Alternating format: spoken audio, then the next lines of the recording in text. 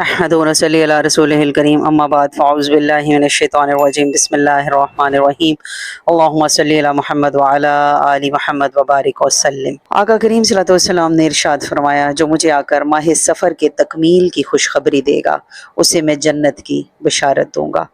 اس ارشاد کے ساتھ 4 اقوال ہیں، 4 روایات ہیں۔ پہلی روایت تو یہ کہ آقا کریم صلی اللہ علیہ وسلم جو ہیں وہ ماہ سفر کے مہینے میں بیمار ہوئے اور یہی بیماری آپ کے وصال کا سبب بنی، اور اسی بیماری میں حضرت جبرائیل علیہ السلام جو ہیں وہ حاضر ہوئے اور آپ علیہ السلام کو بتایا کہ جب ماہ سفر کا اختتام ہوگا تو آپ کو وصال حق کی دولت نصیب ہو جائے گی۔ تو اس موقع پر آقا کریم صلی اللہ علیہ وسلم نے مضطرب ہو کر یہ بات ارشاد فرمائی کہ جو کوئی مجھے تکمیل سفر کی خوشخبری سنائے گا اسے میں جنت کی بشارت دوں گا۔ دوسری روایت یہ کہ مدینہ میں قحط سالی ہوئی اور مصائب ٹوٹ پڑے، اور وہ اس حال میں حضرت جبرائیل علیہ السلام حاضر ہوئے اور ہو کر فرمایا کہ اہل مدینہ سے کہیں کہ تھوڑا سا صبر کر لیں، جو ہی ماہ سفر کا اختتام ہوگا، یہ مہینہ ختم ہوگا، اللہ سب حالات کو بدل دے گا۔ تو اس موقع پر بھی آپ علیہ الصلوۃ والسلام نے یہ فرمایا۔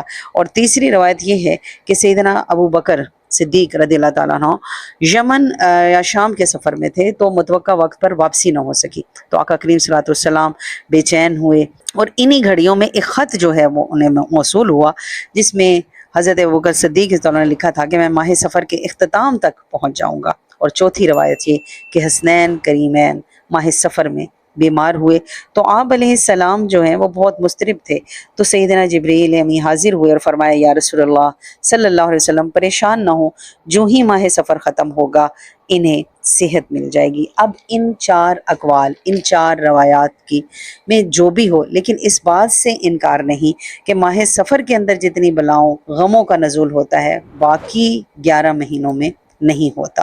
تو چاہے وجہ کوئی بھی ہو، اس میں ہم نے پریشان نہیں ہونا۔ ہماری شریعت نے اس میں تدبیر اختیار کرنے کا حکم دیا ہے، اسباب کو اختیار کرنا ہے، یعنی بچنا ہمارے ذمے ہے اور بچانا اللہ رب العزت کے ذمے ہے۔ تو جب ہم اعمال کرتے رہیں گے تو پھر وہ غم جو ہمارے مقدر میں لکھے بھی جا چکے ہیں وہ اللہ نازل کرے گا، لیکن ہمیں کوئی نقصان نہیں پہنچائیں گے۔ تو اعمال جو ہیں وہ ہمیں ان سب چیزوں سے محفوظ رکھیں گے۔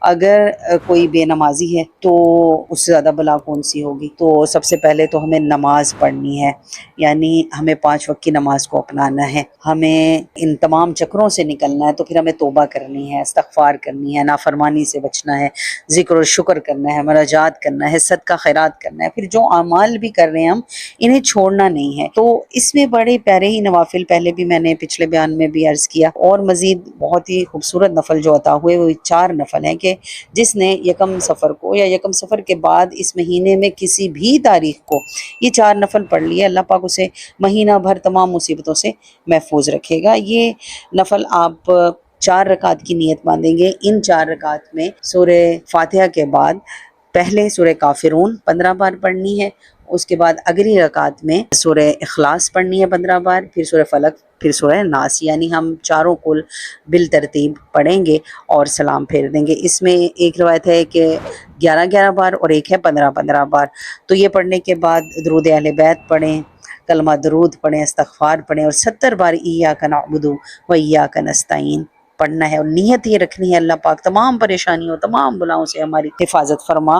تو پھر یہ عمل جو ہے جو ہم سفر کے مہینے میں کر رہے ہیں، جس دن بھی آپ کو جب بھی آپ کو موقع ملے ضرور کریں، اور یہ عمل کرنے کے بعد ان اعمال کا ایصال ثواب جو ہے آقا کریم صلی اللہ علیہ وسلم کو ہدیہ کر دینا ہے، پھر آپ کے وسیلہ سے تمام امت کو ہدیہ کریں گے۔ اس کے ساتھ ساتھ صدقہ خیرات کریں گے کہ صدقہ بری موت سے، تکبر سے، اخلاق رذیلہ سے، بلاؤں سے، ہر چیز سے محفوظ رکھے گا۔ آقا کریم صلی اللہ علیہ وسلم نے کیا فرمایا کہ اگر انسان شیطان کے 70 جبڑوں میں بھی جھگڑا ہو تو صدقہ اسے آزاد کروا دیتا ہے۔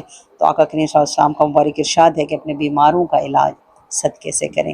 اللہ رب العزت ہمیں دین کی سمجھ عطا فرمائے اور ہمیں صراط مستقیم پر چلائے، آمین بجاہ النبی الکریم صلی اللہ علیہ وآلہ وسلم۔